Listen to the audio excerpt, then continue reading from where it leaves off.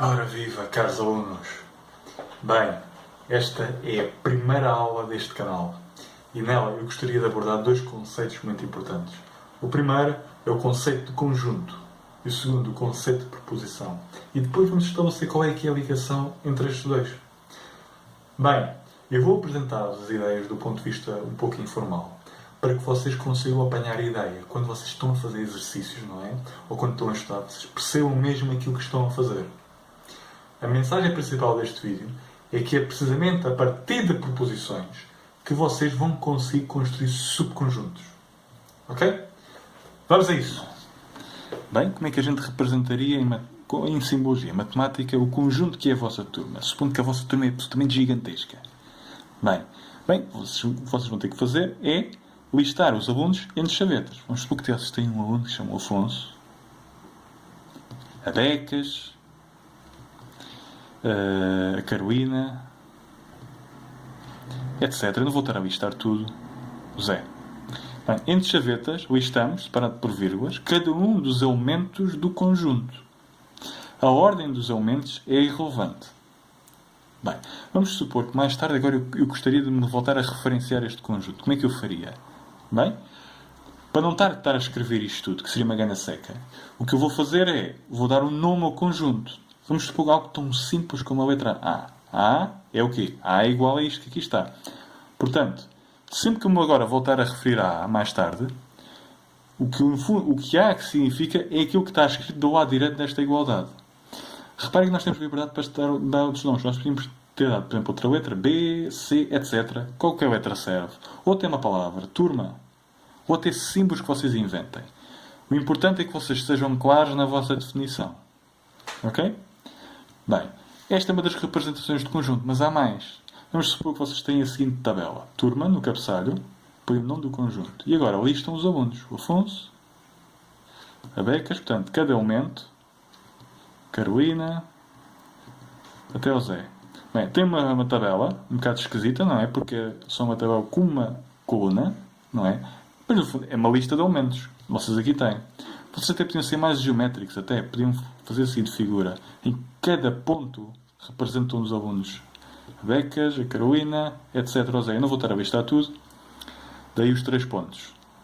Bem, estas 3 representações, no fundo, traduzem o mesmo conceito de fundo, que é o conceito de lista não ordenada.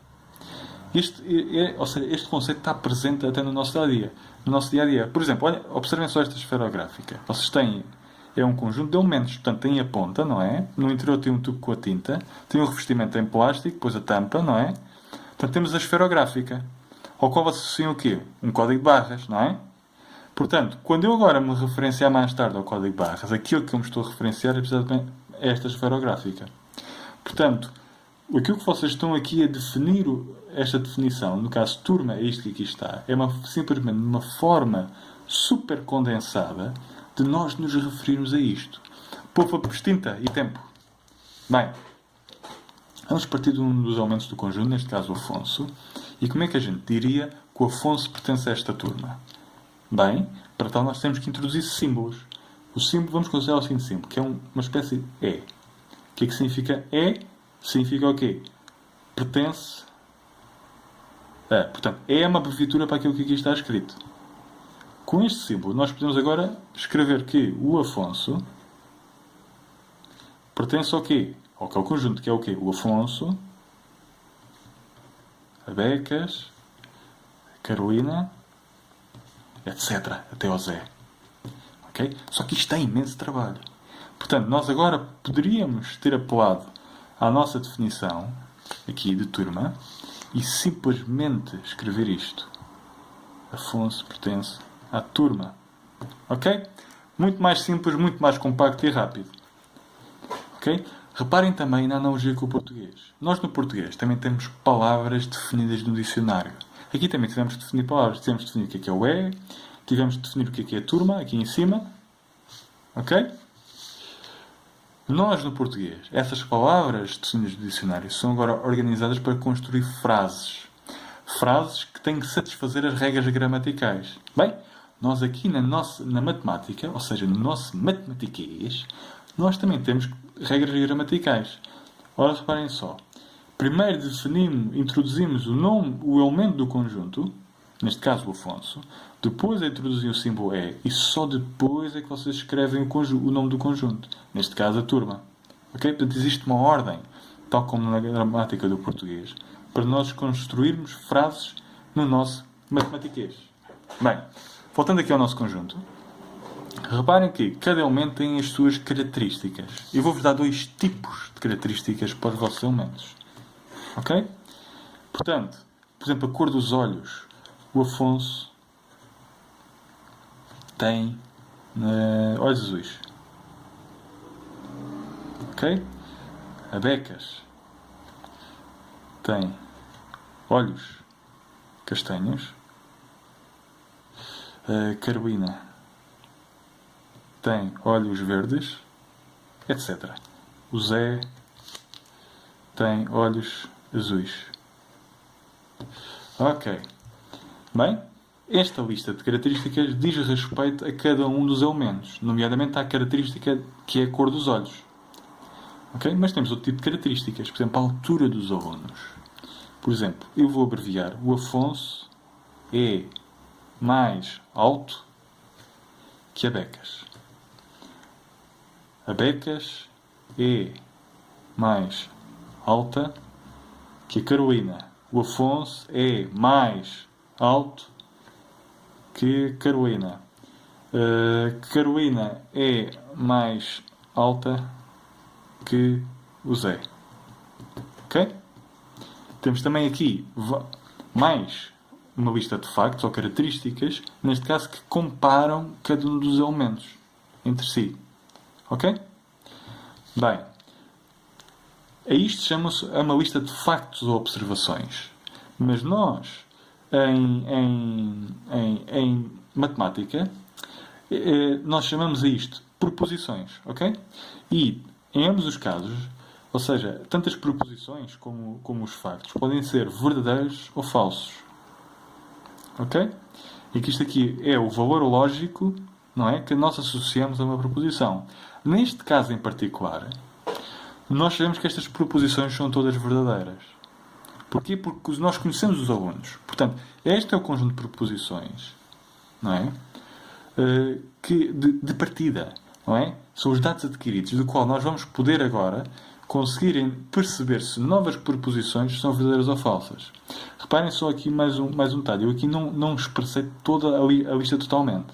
Ou seja, aqui nós teríamos que comparar todos os alunos, não é? Eu aqui só listei alguns exemplos. De uma forma, eu que tinha que caracterizar a cor dos olhos de todos os alunos. Portanto, a partir destes factos, destas proposições, nós vamos agora fazer uma coisa espetacular. Ou seja, nós vamos conseguir construir subconjuntos dos conjuntos. Deste conjunto que é a nossa turma aqui. Não é? Eu vou dar um exemplo para cada um deles. Vamos partir para este aqui. Vamos supor que nós queremos o conjunto dos alunos que têm olhos azuis. Bem, eu poderia listar os alunos. Temos uma lista longa, não é? O conjunto C dá para o quê? Bem, nós sabemos que o Afonso está lá. Bem, há de haver muitos elementos, não é? Que eu agora não vou listar, vocês vão imaginar que existem muitos elementos. Estão lá todos metidos neste conjunto e o Zé também tem olhos azuis. Ok? Se eu tivesse que escrever isto explicitamente, o que seria longo para uma turma com muitos alunos com olhos azuis, eu, para evitar ter que listar isto que aqui está, eu posso optar pela seguinte estratégia. Eu posso agora definir uma nova proposição, que eu vou chamar X tem olhos azuis. Ok? E vou abreviar isto que eu aqui escrevi por P de X. Ok? Portanto, esta proposição, x tem olhos azuis, depende de uma variável, x. O que é uma variável? É algo que ainda está por especificar. De onde que eu ainda não sei se esta proposição é verdadeira ou é falsa. Okay? Só especificando o elemento do conjunto é que eu sei. Portanto, aqui uma das coisas que eu posso fazer agora é voltar aqui à nossa turma, não é? E onde estava x, pôr cada um destes alunos. Obtenho a seguinte lista de proposições. P de Afonso, que significa o quê? Afonso tem olhos azuis. P de Becas, significa que Becas tem olhos azuis. P de Carolina, significa o quê? Já sabem. P de Zé, mesma coisa. Bem, esta nova proposição, que eu agora aqui avaliei nos alunos, não é? Agora vou compará-los com as proposições que eu tinha. Por exemplo, só para recordar, o Afonso tem olhos azuis, a Beca olhos castanhos e olhos verdes e o Zé olhos azuis. Portanto, nós sabemos agora que P de Afonso tem que ser verdadeiro, P de Becas tem que ser falso. Porquê? Porque esta proposição diz que a Becas tem olhos azuis, mas nós acabamos de ver que, afinal, a Becas tem olhos são castanhos. Portanto, Carolina tinha olhos verdes, portanto é falso e aqui seria verdadeiro. Ok? A observação crucial disto é que são precisamente os alunos que estão aqui neste conjunto C, portanto, o conjunto dos olhos azuis, que eu aqui não quero ter que estar a listar, não é? São precisamente os alunos que estão aqui dentro que são os alunos para os quais esta proposição é verdadeira. Ok? Portanto, eu posso agora inventar o seguinte protocolo. Ok? Ponto número 1. Não é? Tenho que definir um conjunto. O conjunto. Vamos supor que o conjunto está vazio. Não é? Temos o conjunto a 11 e o conjunto está vazio. Portanto, eu estou a explicar um protocolo. O conjunto está vazio. E agora, ponto número 2. Vamos fazer o seguinte. Para cada elemento X em turma. Okay? Para cada elemento X que eu tiver em turma, eu vou fazer o seguinte. Vou avaliar se P de X é verdadeiro ou falso, não é? Primeiro passo, 2.1. Ok? 2.1, ver se isto é verdadeiro ou falso. E depois, 2.2, se P de X é verdadeiro, então nós vamos adicionar X a C. Ok? Portanto, reparem que seguindo este mecanismo, não é? Em que vocês começam com o conjunto vazio e agora vão percorrer cada um dos alunos da turma, não é? Vamos supor que aqui X agora inicialmente é Afonso. O que é que vamos fazer aqui? P de Afonso é verdadeiro ou é falso? É verdadeiro. Ok. Como P de X é verdadeiro, vamos adicionar o Afonso a C. Portanto, pomos aqui Afonso dentro. Voltando, prosseguindo. Agora é Becas, não é? Escolhemos o aluno a seguir dentro deste conjunto. Vamos avaliar se isto é verdadeiro ou é falso. Neste caso é falso, portanto não vamos adicionar. E assim sucessivamente até chegarmos ao Zé. Chegamos aqui ao Zé, uma vez mais. Sabemos se a proposição é verdadeira ou falsa, nós sabemos que é verdadeira, não é? Finalmente, como a proposição é verdadeira, nós vamos adicionar o Zé à turma. E assim sucessivamente, ok? Portanto, este protocolo que aqui está, muito simples, pode ser agora usado para definir o conjunto C. De que forma é que nós podemos fazer isto? Nós podemos fazer isto porque nós, em matemática, temos notação, temos símbolos para conseguir condensar este protocolo. Ora, reparem, eu posso dizer que C é igual a um conjunto entre chavetas, não é? Aos alunos X pertencentes à turma, tal que P de X é verdadeiro. Reparem que em cada símbolo, ou seja, eu aqui primeiro defino aquilo que é a forma do elemento. O que é a forma do elemento? Bem, X é um aluno. Porquê? Porque X pertence à turma. Ok? Depois, tenho aqui a proposição que serve de teste. Ok? Que serve de teste de quê? Sobre cada um dos elementos para verificar se eles entram ou não dentro do conjunto. E esta barra significa tal que. Ok? Portanto, este primeiro passo, que é a forma do elemento, está aqui definido em 2. Ou seja, para cada elemento X nós temos a turma. Portanto, temos aqui 2. Depois, a nossa proposição, 2.1, é definida aqui. Ok? Para verificar, nós queremos que ela seja verdadeira. E, se isto for verdadeiro, não é? Pomos dentro do conjunto. Portanto, temos aqui a barrinha a dizer que, para cada elemento, não é? Com este, dentro desta turma, nós vamos verificar se isto é verdadeiro. Tal que significa que vamos percorrer todos os elementos. Portanto, esta notação é apenas uma forma super compacta de ter que explicar o que é isto. Ok? Ok. Portanto, e desta forma, nós conseguimos ter que evitar listar o nosso conjunto original. O que pode ser uma chatice, especialmente se o conjunto tiver um número infinito de termos. Bem, voltando agora às nossas proposições aqui, vamos agora ver que conjuntos é que nós podemos construir a partir destas proposições. Ok? Para tal, vamos considerar a seguinte proposição. Q de x, y. Depende de duas variáveis, em que Q de x, y é uma abreviatura para x é mais alto que y. Bem, eu não sei se Q de x, y é verdadeiro ou é falso. Porquê? Porque eu ainda não especifiquei o que são as variáveis x e y. Contudo, eu agora posso construir o seguinte conjunto a partir desta proposição. Se eu agora definir x como sendo o Afonso, não é? Eu posso ter o seguinte conjunto. Y pertencente à turma, tal que Q de Afonso, y. Ok? Portanto, como é que nós vamos ler isto? Eu quero todos os elementos pertencentes à turma, tais que isto é verdadeiro. Portanto, uma vez mais, se nós quiséssemos seguir aqui o nosso protocolo, simplesmente teríamos agora um conjunto vazio, não é? Íamos percorrer cada aluno da nossa turma, não é? Íamos verificar se Q de Afonso, como está aqui, Q de Afonso y, vamos verificar para o y que nós aqui escolhermos se é verdadeiro ou falso, e sempre que esse valor y for verdadeiro, nós vamos adicionar isso ao nosso conjunto. Portanto, é a forma como nós lemos esta notação. Bem? No fundo, o que este conjunto nos está a traduzir ou seja, os elementos que vão estar dentro deste conjunto são precisamente todos os alunos que vão ser mais baixos que o Afonso. Ok? E que, neste caso, se nós virmos aqui as nossas proposições, não é? Vamos aqui analisar isto outra vez. Temos aqui o Afonso, que é mais alto que a Becas é mais alto que a Carolina, o Afonso é mais alto que a Carolina é mais alto do que o Zé. Portanto, se vocês repararem, o Afonso é precisamente o aluno mais alto de todos os que aqui está. De onde que este conjunto, que é o conjunto dos alunos mais baixos, vai conter o quê? Vai conter a Becas, vai conter a Carolina e vai conter o Zé. Entre outros alunos que eu agora aqui não listei, não é? Mas pelo menos das proposições que nós aqui temos, pelo menos sabemos que estes vão estar aqui presentes.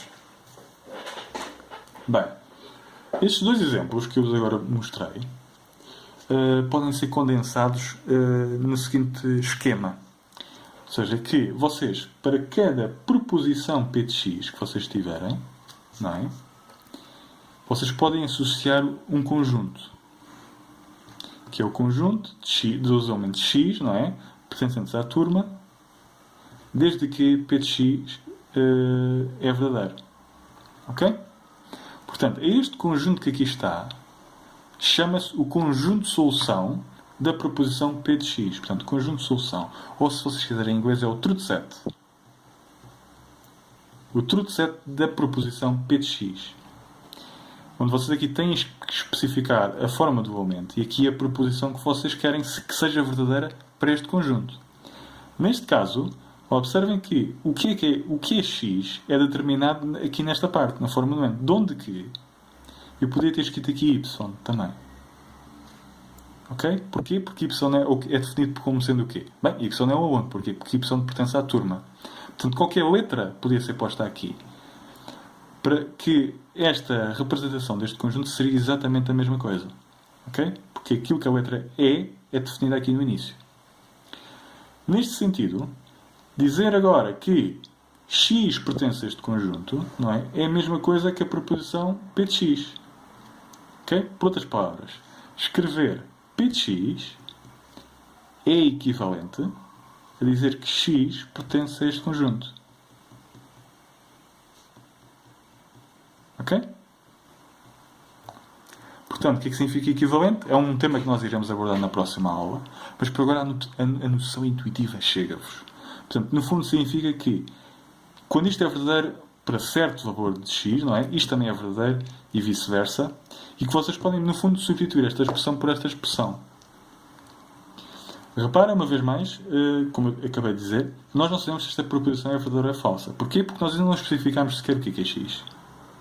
Ok? Se vocês, por exemplo, especificarem a Becas pertence a este conjunto, ok? Bem, o que é que significa isto que aqui está? Isto é a mesma coisa que P de Becas. E nós já sabemos que P de Becas é o quê? Como nós já acabamos de ver.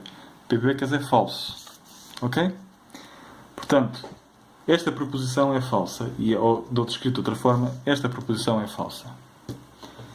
Bem, aquilo que nós estamos aqui a ver, no fundo, e é a ideia central até agora, é que vocês, quando vão partir de um conjunto, neste caso a turma, vocês podem escolher uma proposição, não é?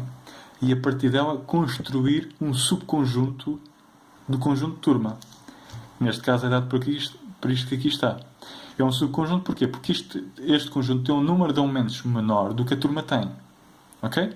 E todos os elementos que estão contidos neste conjunto estão contidos na turma. Portanto, a estratégia central de construir subconjuntos é precisamente introduzir proposições. Proposições que vão restringir os elementos que vão lá entrar neste conjunto, não é? E, portanto, vocês obtêm exatamente um conjunto mais pequeno. Bem, neste momento, eu agora gostaria de vos dar exemplos mais matemáticos disto que nós temos estado a ver. E, portanto, vamos ver os seguintes exemplos. E nós agora, ao invés de lidarmos com o conjunto que era a turma, não é? Que nós temos visto até agora, nós vamos considerar o conjunto que é o conjunto dos números reais. E o conjunto dos números reais, os elementos em si também têm características. Por exemplo, o número 6, ok, é diferente certamente do número 5. O número 5 é certamente igual ao número 5 e o número 5.1 é certamente diferente do número 5, etc. Ok? Portanto, nós temos características precisamente sobre cada um dos elementos, nomeadamente que um elemento é igual a si mesmo. De outra forma, nós também temos uma espécie de ordenação dos elementos do conjunto. Por exemplo, nós sabemos que 6 é certamente maior que 5. Ok? Ou que 3.21 é maior do que 2. Etc. Eu não vou estar aqui a listar. Portanto, nós temos todos os elementos que podem ser comparados. E há sempre um que é maior e outro que é menor. Ok? Portanto, com base nestas proposições, que eu simplesmente vou assumir como sendo verdadeiras, há outras proposições, não é? Que eu posso agora saber se são verdadeiras ou falsas, não é? Portanto, estas são as proposições que nós podemos designar as proposições do senso comum. Okay? Eu não vou estar a listar tudo, porque vocês simplesmente percebem o que é que eu quero dizer. Ok? Mas, vamos ver como é que estas proposições vão entrar nos nossos exemplos. Exemplo número 1. Vamos considerar a proposição P de x, que significa x é igual a 5. Ok? Portanto, o que é P de x? É uma abreviatura para aquilo que aqui está. Bem, eu posso agora, tal como acabamos de ver aqui há pouco, associar à proposição o conjunto de solução. Okay? O seu truth set. Bem, qual é que é o conjunto de solução? Bem, é todos os elementos y pertencentes aos números reais, desde que y seja igual a 5. Ok? E dizer que x pertence a este conjunto é a mesma coisa que dizer x é igual a 5. Aqui, uma vez mais, vocês notam a forma do elemento. Não é? O que é y? Y é um número real. Porquê? Porque y pertence ao conjunto dos números reais. Vocês veem aqui a vossa proposição, que vocês vão ter que testar, vocês vão usar esta proposição para testar cada um dos elementos de R até que, não é? Até que o elemento, esta proposição seja verdadeira. Portanto, por outras palavras, se vocês fossem a imaginar, não é? Que vocês iam percorrendo todos os números reais, não é? Da mesma forma como eu vos sugeri aqui, ou seja, agora aqui x pertence aos números reais. Se nós vamos percorrendo todos os números reais e verificando se a nossa proposição é verdadeira ou falsa, ok? O que é que nós iríamos fazer? Nós eventualmente iríamos ter aqui 6, aqui está, mas 6 é diferente de 5, portanto a proposição é falsa. Porquê? Porque esta é verdadeira. Portanto esta tem que ser falsa. Se vocês disserem que 6 é igual a 5, isto é falso. Portanto, o 6 certamente não vai poder entrar neste conjunto. O 5.1 também não vai poder entrar certamente num conjunto, assim como muitos outros. Portanto, qual é o único elemento que vai entrar no conjunto? Bem, o único para o qual esta proposição será verdadeira, que será quando 5 é igual a 5. E nesse caso, este conjunto é dado simplesmente por só terá um elemento, que é o elemento 5. Uma vez mais, escrevendo a equivalência, x igual a 5, esta proposição é equivalente a que proposição? A x pertencer a y pertencente a r, desde que y é igual a 5. Okay? Isto é um exemplo absolutamente trivial, mas que traduz estas ideias que temos visto até agora. As ideias principais. Ok? Vamos partir para outro exemplo. Um exemplo um bocadinho mais complicado. Que é, ao invés de ser x igual a 5, vamos supor que temos a proposição p de x, que é x ao quadrado é menor do que 5. Bem, qual é que é o conjunto de solução associado a esta proposição? Bem, o conjunto de solução é todos os elementos y, ou melhor ainda, deixem-me escrever, z, vamos usar outra letra, z pertencente a r, desde que z ao quadrado seja menor do que 5. Ok? Portanto, uma vez mais, nós vamos percorrer todos os elementos do conjunto R e verificar quando é que esta proposição é verdadeira. Mas quando é que a gente sabe que esta proposição é verdadeira? Bem, porque nós temos o tal ordenamento dos elementos que nós aqui temos. Eu aqui não listei tudo, mas, por exemplo, quando Z é 1 menor do que 5, vai ser verdade. Portanto, há de haver aqui nesta lista, que eu não mencionei, que 1 é menor do que 5. Mas, por exemplo, se Z for 10, bem, 10, isto seria ao quadrado, seria 100. 100 é certamente maior do que 5. Portanto, escrever aqui que 100 é menor do que 5 seria uma proposição falsa. Portanto, o 100, o elemento 10, não poderia entrar neste conjunto. Bem, uma vez mais, completando aqui o nosso esquema, dizer que x pertence a este conjunto é a mesma coisa que escrever esta proposição. Escrita no nosso matematiquês, o que é que nós temos? Que x ao quadrado menor que 5 é equivalente a x pertencer a este conjunto, que é z pertencente a r, tal que z ao quadrado é menor do que 5. Ok? Nós não sabemos se estas proposições são verdadeiras ou falsas. Porquê? Porque nós ainda não especificamos o que é x. Mas, uma vez mais, dizendo que x é 10, ok? Significa a mesma coisa que 10 ao quadrado é 100, isto é equivalente a isto, 100 é menor do que 5, mas nós sabemos que isto é falso.